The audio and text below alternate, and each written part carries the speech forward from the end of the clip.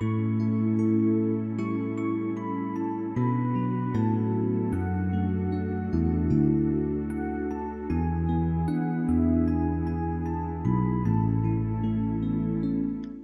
여러분, 안녕하세요. 오늘부터 주님께서 가르쳐 주신 기도문으로 은혜를 나누려고 합니다.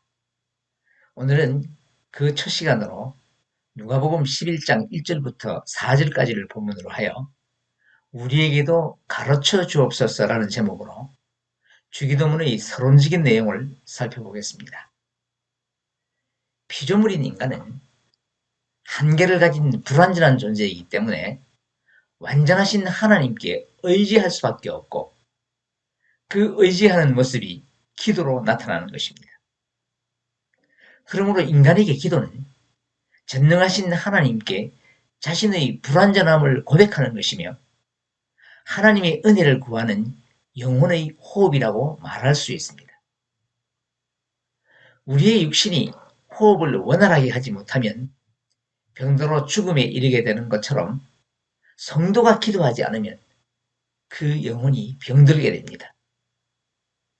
믿음이 식어져서 신앙생활의 기쁨도 느끼지 못하고 조그만한 시험에도 넘어지며 점점 세속에 물들게 되고 결국에는 믿음을 잃어버리고 맙니다.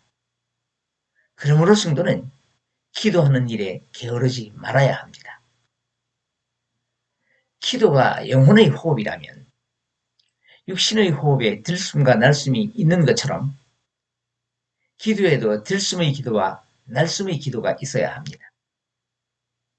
들숨의 기도를 나의 필요를 구하는 것이라고 하면 날숨의 기도는 하나님의 뜻에 합당한 것을 구하는 것이라고 할 수 있습니다.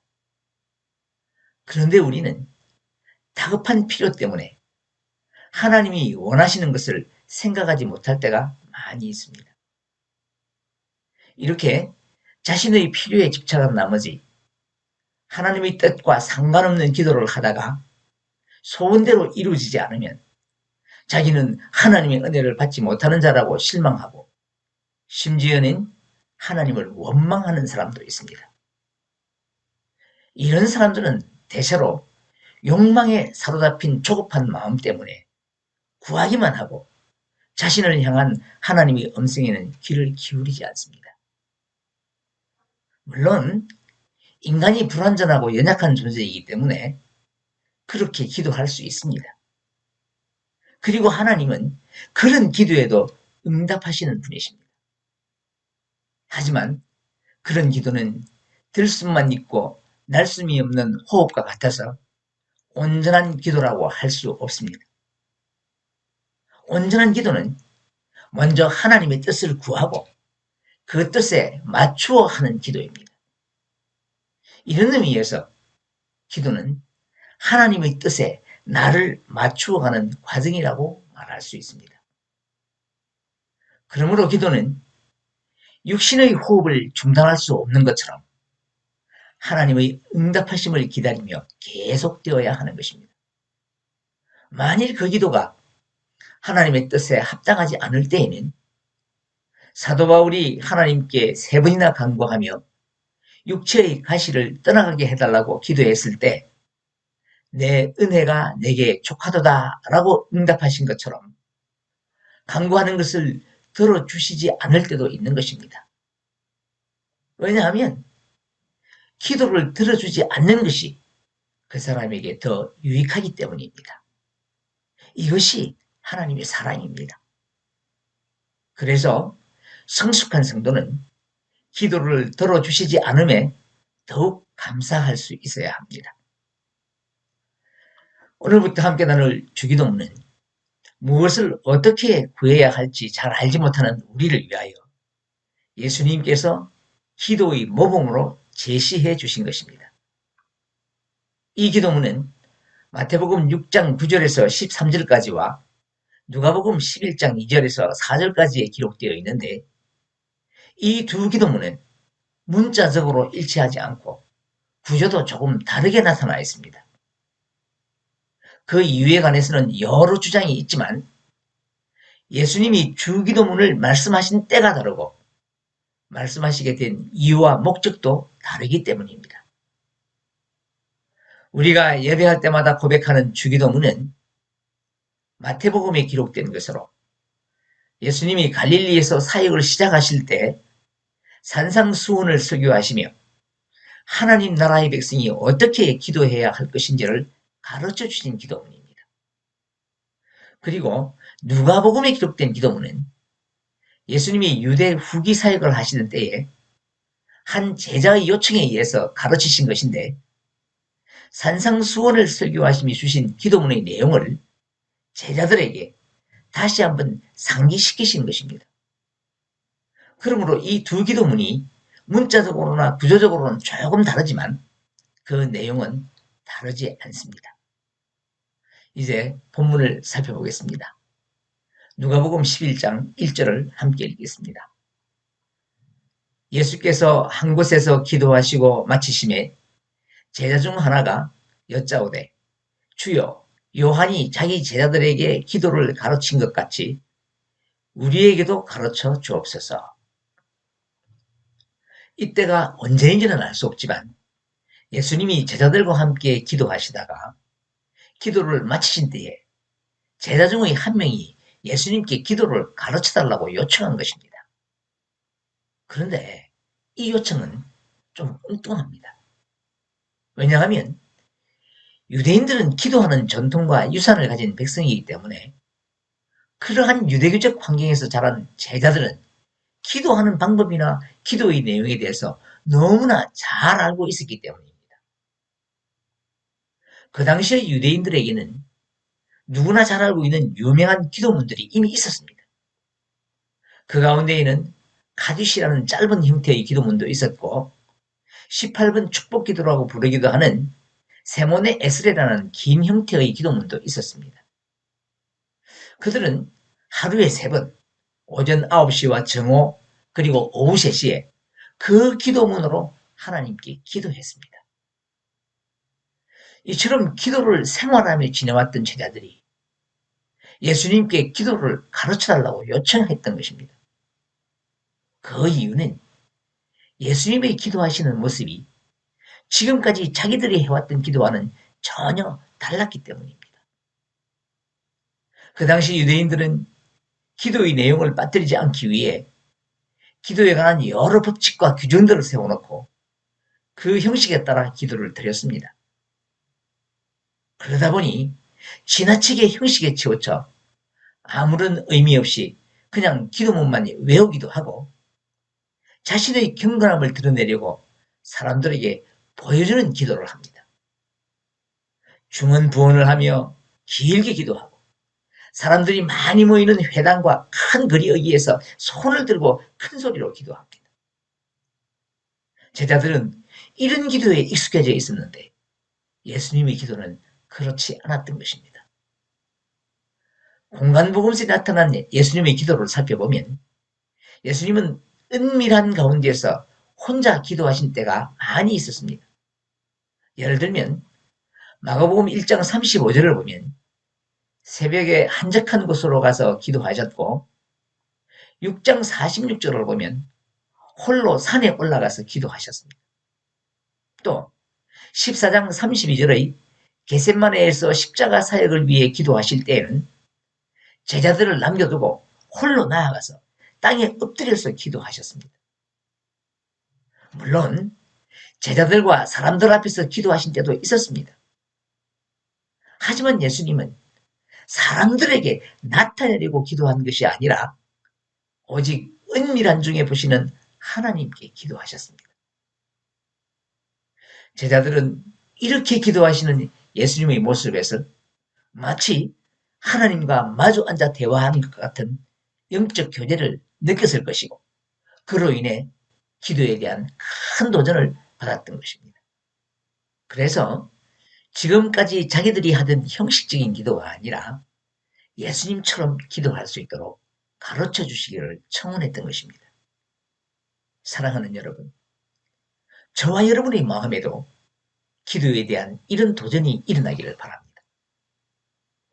혹시 나의 기도에 외식은 없었는지, 예배할 때마다 고백하는 사도신경과 주기도문을 아무런 의식 없이 그냥 외고 있지는 않은지, 그리고 내가 드리는 기도가 하나님 앞에 합당한 기도인지를 진솔하게 돌아보아야 합니다.